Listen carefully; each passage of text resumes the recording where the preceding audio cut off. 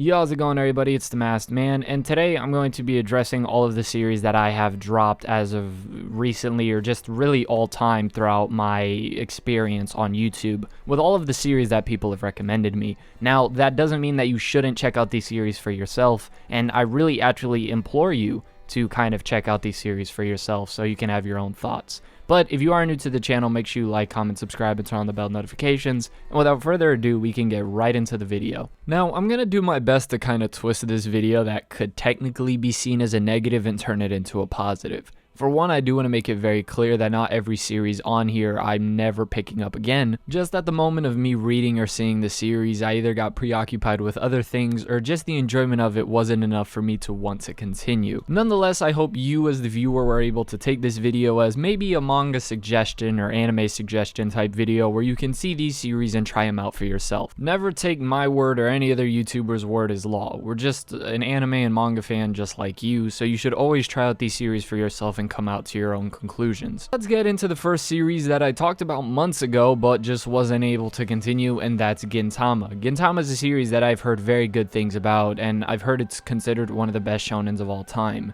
I know the protagonist, Gintoki, is also considered one of the greatest protagonists of all time, so I was really interested in seeing his character. The manga was borderline unbearable for me as all of the dialogue was pretty much just a giant waste of time and jokes that weren't hitting at all whatsoever. A lot of Gintama's humor is predicated on timing and voice acting, and well, that's just not in the manga. So then I tried out the anime and I finished the Benny Zakor arc, which I did enjoy, but it still wasn't enough for me to feel motivated to continue the series at the time. However, I have been on a bit of an anime binge as of recently, and so maybe after watching Yu Yu Hakusho, I'll finally continue with Gintama and be able to give my full review on the series. The next one I want to talk about is a manga, Pandora Hearts. Pandora Hearts was something that was recommended to me by basically one person over 1 million times, and I finally decided to give in and read the series. And honestly, Pandora Hearts was really good. However, every chapter that I read felt so mind draining. And so even though I thought it was really good, I was reading all of these other things at the time, and the place where I was reading it just had really bad scans in certain moments, and I also was just getting really busy with life. So all of those things kind of came together, and I kind of slowly just stopped reading it. I do want to say though, one of Pandora Hearts' greatest strengths is the fact that it truly is a story of constant twists and turns, and it does it really well. A lot of really cool characters and interpretations of stories that I have been familiar with as of previously, all kind of woven together to create the story of Pandora Hearts. Now the next one I also did a video on, and that's Rosario Vampire. I reacted to the first chapter of it, then I continued 6 chapters in, and I decided I don't care. I'm sorry. I'm gonna have to pick this up at a time where I literally have nothing else to do. Like, the series was just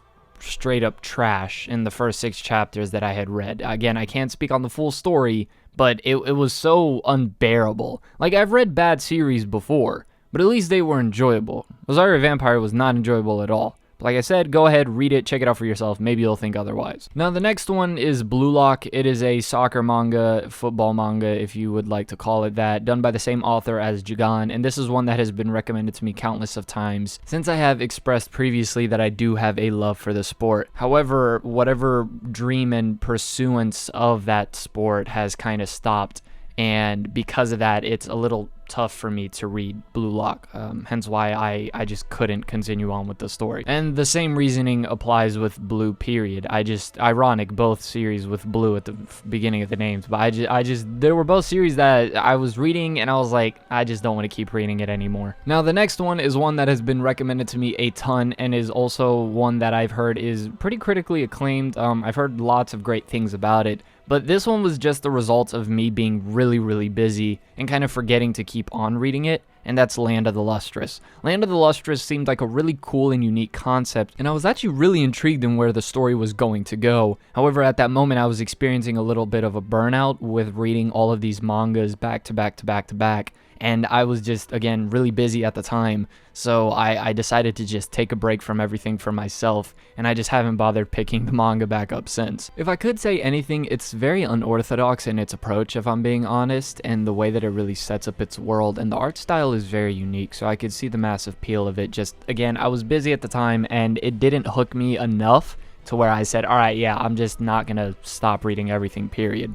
Well, I've also dropped One Piece before Wano, but I gotta get back to reading that. Oh, and I also dropped Fullmetal Alchemist. So Fullmetal Alchemist was, I got like 17 episodes in, and everybody told me afterwards, oh, but it's after the 17th episode that it gets really, well, I'm sorry, how was I supposed to know that? So context again is important. I just got done watching the Haikyuu anime, season 1 of it, and I loved it. I was hooked on Haikyuu, and I literally could not take my eyes away from the screen when watching it. Fullmetal Alchemist, not entirely the same. I saw the series, and honestly, it came to a point where after a few episodes, I would just play it as like background noise as I went to do something else. And that's not the right way at all to kind of watch a series and then try to give a review on it. So it's one where I'm probably going to try and read the manga for it, and then I'm going to give my thoughts on the series then. And this is another case where, again, the series wasn't bad at all, just I was doing other things at the time that caught my attention more,